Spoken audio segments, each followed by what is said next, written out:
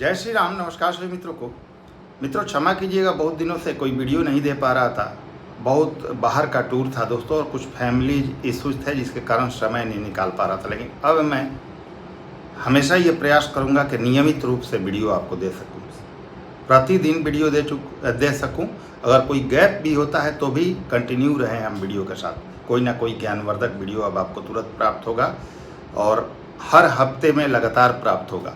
आने वाले समय में हस्तरेखा का वीडियो भी मैं देने शुरू करने वाला हूं, जिसमें आप हस्तरेखा के माध्यम से कुंडली बनाना भी सीखेंगे। चलिए आज के वीडियो में मैं आप सभी को मीन राशि और मेष राशि के बारे में खास करके बताने जा रहा हूं, क्योंकि मीन राशि पर शनि की 7.5 का प्रथम चरण चल रहा है और मेष राशि पर शनि की 7.5 का प्रथम चरण 2025 में आरंभ होगा। तो सबसे पहले मैं आपके लिए मीन राशि की बात करता हूं कि मीन राशि के लिए 2024 का बचा हुआ समय कैसा रहेगा और 2025 की स्थिति क्या रहने वाली है।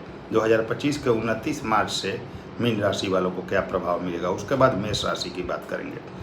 यह जो वीडियो होगा आपके जन्म की राशि, आपके चंद्र राशि पर आधारित होगा और बहुत इंपॉर्टेंट वीडियो मीन राशि और मेष राशि के लिए है दोस्तों, तो बहुत ध्यान से देखिएगा। देखिए, मीन राशि के लिए शनि देव आपके राशि से 12वें गोचर में हैं, अपने स्वयं के मूल त्रिकोण कुंभ राशि में। और शनि कौन है?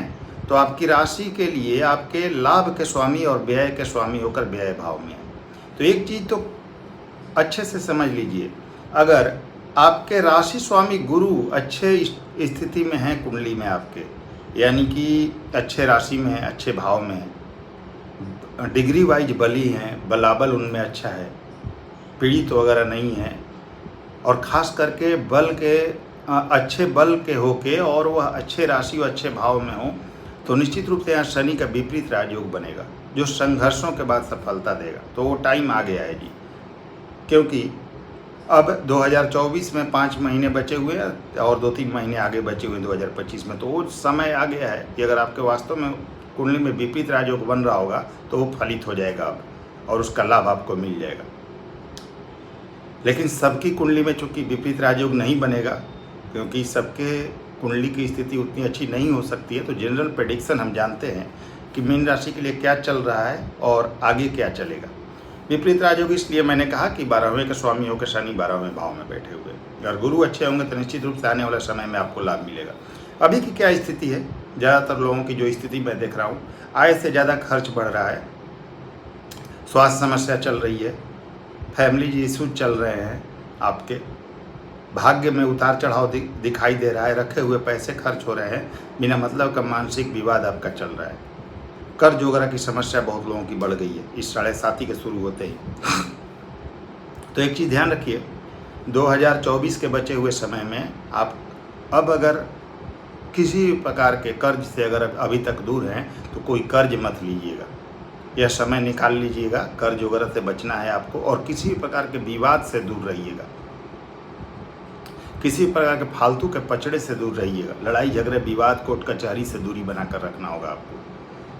धार्मिक यात्राएं कीजिए, धर्म में रुचि लीजिए, धार्मिक अनुष्ठान में जाइए और अच्छे आचरण का पालन कीजिए। तो आने वाला समय शनि के 7.5 का प्रथम चरण जो 2024 में बचा हुआ है वो आपको काफ़ी आराम से निकल जाएगा। एक चीज़ आप रेमेडी भी कीजिएगा, किसी भी हॉस्पिटल में कुछ चैरिटी कीजिए। चैरिटी दवाओं का हो सकता है, मैं ये नहीं कर रहा हूँ बहुत महंगा दवा, 250 200 जितना का भी हो सके, आई ड्रॉप दे दीजिए, ईयर ड्रॉप दे दीजिए, कोई टैबलेट दे दीजिए।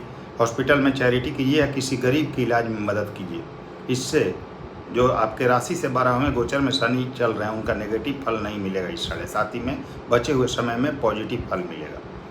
अब शनि आपके दूसरे भाव को देखेंगे तीसरी दृष्टि से, तो भाई यहाँ आपके धन संचय का यानी बैंक बैलेंस का है ये घर, तो रखे हुए पैसे खर्च कर सकते हैं। आपका किया गया एक गलत फैसला आपके सारे पैसे खत्म कर सकता है। तो बहुत सोच समझ कर फैसला कीजिएगा, परिवारजनों से रिश्ते अच्छे रखिएगा, मेल जोल बना कर रखिएगा तो अच्छा रहेगा। छठे भाव को भी शनि देखेंगे यहाँ पर। जब छठे भाव को शनि देखेंगे तो देखिए यहाँ पर क्लियर है कि दोस्तों कर्ज वगैरह की समस्या बन सकती है, तो कर्ज लेने से दूरी बना के रखिएगा। और तब तक नाप तोल कर कर्ज भी लेना है तो लेना है कि क्या मैं सक्षम हूँ कि नहीं उस कर्ज को लौटा पाने में। दूसरा, पुरानी बीमारी वगैरह अगर कोई है तो ध्यान रखिए, अपने शरीर का ध्यान रखिए, अपने स्वास्थ्य का ध्यान रखिए, वो बीमारी आपके लिए परेशानी का कारण ना बन जाए। चोट चपेट, वाहन वगैरह चलाते हुए सावधानी रखनी है, और कॉम्पिटिटर वगैरह से बच कर रहना है आपको, ये आपको परेशान कर सकते हैं, इसका ध्यान रखना है। अब शनि की दृष्टि यहाँ से आपके 9वें भाव पर जाएगी, 10वीं दृष्टि। भाग्य का घर है, धर्म का घर है, 12वें भाव में बैठे हैं, मोक्ष के भाव में बैठे हैं, और 9th हाउस को देखेंगे तो धर्म से जुड़ने का समय है जी।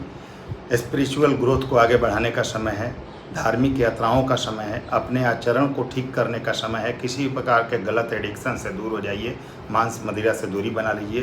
पूजा पाठ में आपकी कुछ समय संलिप्तता जरूर होनी चाहिए। किसी का हक नहीं मरना है, और बिल्कुल किसी भी गलत तरीक़ों से दूर रहना है। तो भाग्य का साथ आपको मिलेगा, बेशक मेहनत से, लेकिन मिलेगा।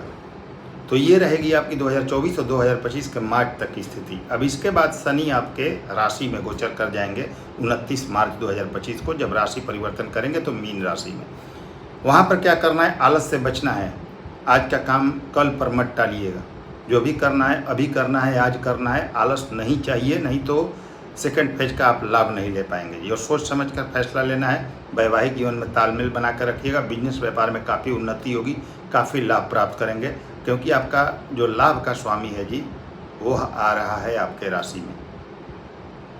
स्वाभाविक बात है, लाभ का स्वामी है और व्यय का स्वामी है, तो व्यय भी कराएगा आपसे, लेकिन सोच समझ कर फैसला लेंगे तो आपको काफ़ी लाभ भी होगा सेकंड फेज में। अब थर्ड भाव को देखेंगे तीसरी दृष्टि से। यात्राएं होंगी छोटी बड़ी, उसका ध्यान रखिएगा। कम्युनिकेशन स्किल डेवलप होगा, यात्राएं करनी है, उससे लाभ की प्राप्ति होगी। 7th हाउस को देखेंगे, लाइफ पार्टनर से, बिजनेस पार्टनर से रिश्ते अच्छे रखिएगा तो आपको काफ़ी लाभ होगा। 10th हाउस को देखेंगे, कैरियर वगैरह के लिए सेकंड फेज आपका अच्छा रहेगा। हाँ, मेहनत कराएगा, फालतू के खर्च से आपको बचना होगा। सोच समझ कर चलेंगे तो सेकंड फेज काफ़ी बेहतर परिणाम देगा। तो ये मेन राशि की स्थिति है जी। अब हम मेष राशि की बात करते हैं।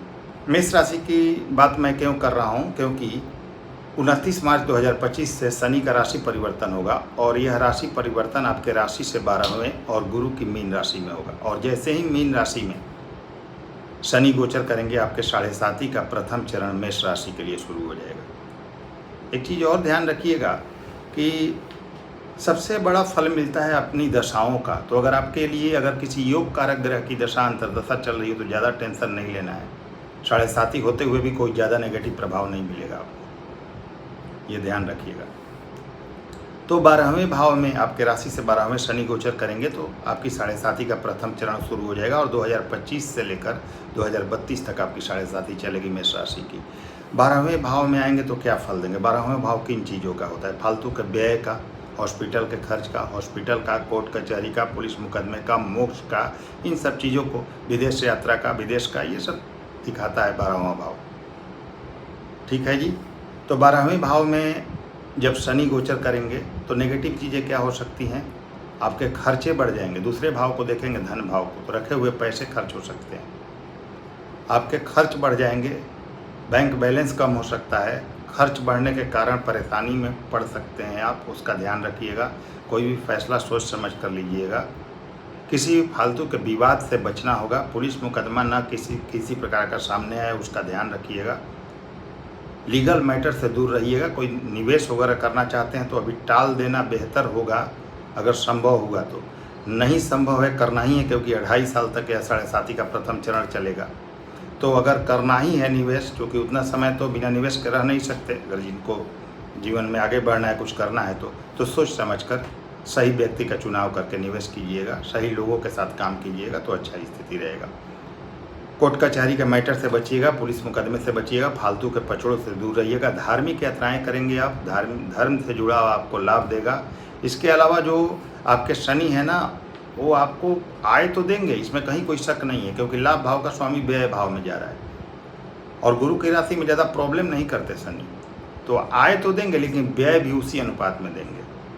तो खर्चे पर कंट्रोल रखना है, पैसे आएंगे आपके पास। हाँ, अब विदेश से जुड़ा हुआ कोई कार्य है तो उसमें लाभ होगा। विदेश जाना चाहते हैं तो विदेश जाने का योग बन जाएगा आपका, विदेश ट्रैवलिंग का योग बन जाएगा, विदेश में सेटलमेंट का योग बन जाएगा। बिजनेस व्यापार जॉब वगैरह के लिए ट्राई कर रहे थे तो वहाँ पर आपको स्कोप मिल जाएगा।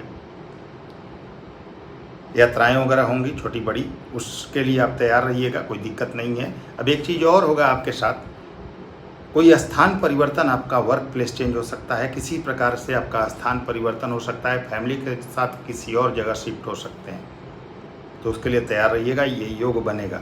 अब एक चीज़ और करना होगा आपको, यहाँ पर आपका पूरी तरह से कायाकल्प हो सकता है, मतलब कि एक जगह से सीधे दूसरी जगह जाना पड़ सकता है, और जन्म स्थान से दूर जाके आपको इस समय भाग्य का साथ मिलेगा जी। जैसे ही आपकी 7.5 शुरू होगी तो आप ऐसा जरूर प्लानिंग कीजिएगा कहीं दूर जाके अपने कैरियर को शुरू करने का, अगर आपके दिमाग में है तो 7.5 के शुरू होते ही कीजिए, उसमें लाभ होगा। अब आपकी तीसरी दृष्टि आएगी सेकंड हाउस पर, धन भाव पर। रखे हुए पैसे खर्च हो ना हो, इसका ध्यान रखिएगा। पैसे की बचत करना प्राथमिकता होनी चाहिए। आपके परिवारजनों से, कुटुंबों से रिलेशन अच्छा हो। इसके अलावा आपकी वाणी नियंत्रण में रहे, उसका ध्यान रखिएगा। छठे भाव को देखेंगे शनि। छठे भाव को जब शनि देखेंगे तो पुरानी बीमारियां उभर कर सामने आ सकती हैं, तो स्वास्थ्य का ध्यान रखना है, चोट चपेट से बचना है, वाहन वगैरह चलाते हुए विशेष सावधानी रखनी है। कर्ज अगर संभव हो तो ना लें, जब तक बहुत जरूरी ना हो तब तक कर्ज लेने से बचे आप। और कर्ज लेना भी पड़े तो ये नाप तोल कर लें कि क्या मैं कर्ज लौटा पाने में सक्षम हूँ, ये ध्यान रखकर कर्ज लेना है आपको। पुराने शत्रु अगर परेशान कर सकते हैं तो थोड़ी सावधानी रखिएगा, हालांकि कुछ बिगाड़ नहीं पाएंगे, लेकिन मेंटल स्ट्रेस आपको दे सकते हैं, इसका ध्यान रखिएगा। स्थान परिवर्तन के लिए भी तैयार रहिएगा। इसके अलावा 9वें भाव पर 10वीं दृष्टि होगी शनि की।